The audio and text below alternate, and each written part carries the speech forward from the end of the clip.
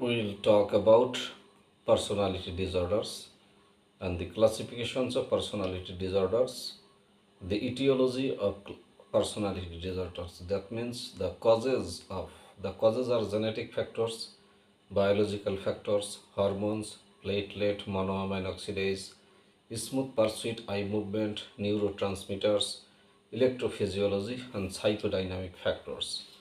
Defense mechanism, fantasy, and dissociation, isolation, projection, splitting, and passive aggression, acting out, and projective identification will also be uh, talked about in this video about the as part of the introduction of personality disorder. After the end of this video, we will talk about the almost three groups of personality disorders and the 10 specific types of personality disorders. Okay, let's start. What is personality disorder and what is the personality? The understanding of personality and its disorders distinguishes psychiatry fundamentally from all other branches of medicine. A person is a self-aware human being, as C. Robert Cloninger said, not a machine-like object that lacks self-awareness. Personality refers to all of the characteristics that adapt in unique way to ever-changing internal and external environments.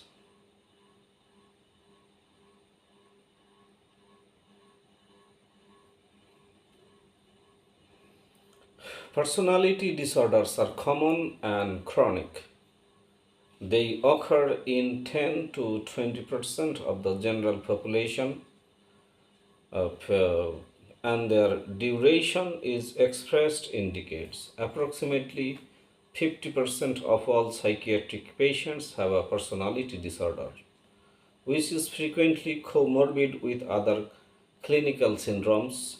Personality disorder is also a predisposing factor for other psychiatric disorders, as for example, substance use, suicide, affective disorders, impulse control disorders, eating disorders, and anxiety disorders, in which it interferes with treatment outcomes of many clinical symptoms and increases personal incapacitation, morbidity, and mortality of these patients. Persons with personality disorders are far more likely to refuse psychiatric help and to deny their problems than persons with anxiety disorders, depressive disorders, or obsessive compulsive disorders. In general, personality disorder symptoms are syntonic, as for example, acceptable to the ego, as opposed to ego dystonic, and alloplastic, as for example, adapt by trying to alter the external environment rather than themselves. Persons with personality disorders do not feel anxiety about their maladaptive behavior because they do not routinely acknowledge pain from what others perceive as their symptoms. They often seem disinterested in treatment and impervious to recovery. Now, let's talk about the classification of personality disorders. The fifth edition of the Diagnostic and Statistical Manual of Mental Disorders, that is called DSM-5, defines a general personality disorder as an enduring pattern of behavior and inner experiences that deviates significantly from the individual's cultural standards, is rigidly pervasive, has an onset in adolescence or early adulthood, is stable throughout time, leads to unhappiness and impairment, and manifests in at least two of the following four areas: one, cognition; two, affectivity; three, interpersonal function; and four, impulse control. When personality traits are rigid and maladaptive and produce functional impairment or subjective distress, a personality disorder may be diagnosed. Personality disorder subtypes classified in DSM-5 are schizotypal, schizoid, and paranoid. Three types. Three types. Uh, Cluster A. This is called cluster A. Narcissistic, borderline, antisocial, and histrionic. These four diseases are called cluster C. Obsessive compulsive, dependent and avoidant personality disorder. These three disorders are called cluster C.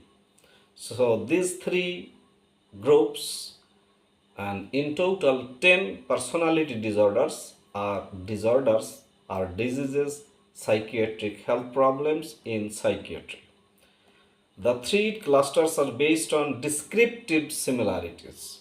Cluster A, as for example, schizotypal, and paranoid, includes three personality disorders with old, aloof features: paranoid, schizoid, and schizotypal. Cluster B includes four personality disorders with dramatic, impulsive, and erratic features like borderline, antisocial, narcissistic, and histrionic. Cluster C includes three personality disorders sharing anxious and fearful features like avoidant, dependent, and obsessive compulsive personality disorders. Individuals frequently exhibit traits that are not limited to a single personality disorder. When a patient meets the criteria for more than one personality disorder, clinicians should diagnose it. Now let's talk about the etiology of personality disorders. Etiology means the causes, the science of causes, why this happens and why that does not happen. Number one is genetic factors. Gene plays a pivotal role in making somebody suffer from personality disorders. The best evidence that genetic factors contribute to personality disorders comes from investigations of more than 15,000 pairs of twins in the United States. The concordance for personality disorders among monozygotic twins was several times than among dizygotic twins. Moreover, according to one study, monozygotic twins reared apart are about similar as monozygotic twins reared together. Similarities include multiple features of personality and temperament, occupational and leisure time interest, and social attitudes. Cluster A, that means schizoid, schizotypal, and paranoid personality disorders, are more common in the biological relatives of patients with schizophrenia than in control groups. More relatives of schizotypal personality disorder occur in the family histories of persons with schizophrenia than in control groups. Less correlation exists between paranoid or schizoid personality disorder and schizophrenia. Cluster B, that is narcissistic, borderline, antisocial, and histrionic personality disorders. Cluster B personality disorders apparently have a genetic base. Antisocial personality disorder is associated with alcohol use disorders. Depression is common in the family backgrounds of patients with borderline personality disorder. These patients have more relatives with mood disorders than do control groups, and persons with borderline personality disorder often have a mood disorder as well. A strong association is found between histrionic personality disorder and somatization disorder, Brickett's syndrome. Patients with each disorder show up an overlap of symptoms. Cluster C, that is obsessive compulsive disorder, dependent personality disorder, and avoidant personality disorder. These three diseases are included in cluster C. These cluster C personality disorders may also have a genetic base. Patients with avoidant personality disorder often have high anxiety levels. Obsessive compulsive traits are more common in monozygotic twins than in zygotic twins. And patients with obsessive compulsive personality disorder show some signs associated with depression, for example, shortened rapid eye movement or REM, latency period, and abnormal dexamethasone suppression test or DST results. Uh, Genetic factors play a pivotal role in any sort of disease, not only in personality disorders, but biological factors are another things that trigger any sort of diseases like personality disorders. If we talk about personality disorders, number one is hormones.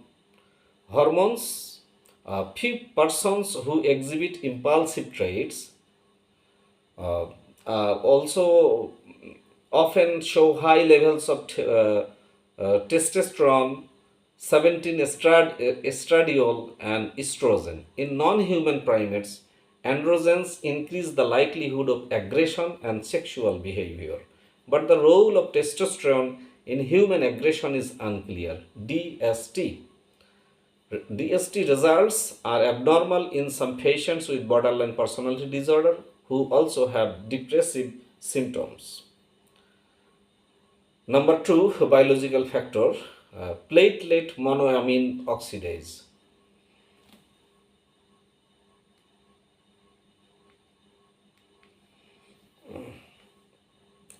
Low platelet monoamine oxidase or MAO levels have been associated with activity and sociability in monkeys. College students with low platelet MAO levels report spending more time in social activities than students with high platelet MAO levels. Low platelet MAO levels also have been noted in some patients with schizotypal disorders. Smooth pursuit eye movement. Smooth pursuit eye movements are saccadic or jumpy in persons who are introverted, who have low self esteem, and tend to withdraw, and who have schizotypal personality disorder. These findings have no clinical application, but they do indicate the role of inheritance. Number four biological factors is neurotransmitters. Endorphins have effects similar to those of exogenous morphine, such as analgesia and the suppression of arousal. High endogenous endorphin levels may be associated with persons who are phlegmatic. Studies of personality traits and the dopaminergic and serotonergic systems indicate an arousal activating function for those neurotransmitters. Levels of 5 hydroxy indolactic acid 5-HIAA, a metabolite of serotonin, are low in persons who attempt suicide and in patients who are impulsive and aggressive. Raising serotonin levels with serotonergic agents such as fluoxetine, or simply that is called Prozac, can produce dramatic changes in some character traits of personality. In many persons, serotonin reduces depression, impulsiveness, and rumination, and can produce a sense of general well being. Increased dopamine concentrations in the central nervous system produced by certain psychostimulants like amphetamines can induce euphoria. The effects of neurotransmitters on personality traits have generated much interest and controversy about whether personality traits are inborn or acquired. Biological risk factors 5. electrophysiology. That means changes in electrical conductance on the electroencephalogram or EEG occur in some patients with personality disorders, most commonly antisocial and borderline types. These changes appear as slow wave activity in EEG. Besides this, there are other also psychoanalytic factors like defense mechanism, isolation, dissociation, projection, splitting, acting out, passive aggression, and projective identifications. So that's simply about the introduction of personality disorder. We talked about personality disorder, the classification of personality disorder, genetic factors, and biological factors that cause personality disorder. I hope this lecture will help you understand a lot about personality disorders. Again, I'd like to repeat that people with personality disorder can cause homicide, can cause suicide, can cause any antisocial activity. So we should be conscious about, we should have knowledge about what is really personality disorder. Okay, thank you very, very much.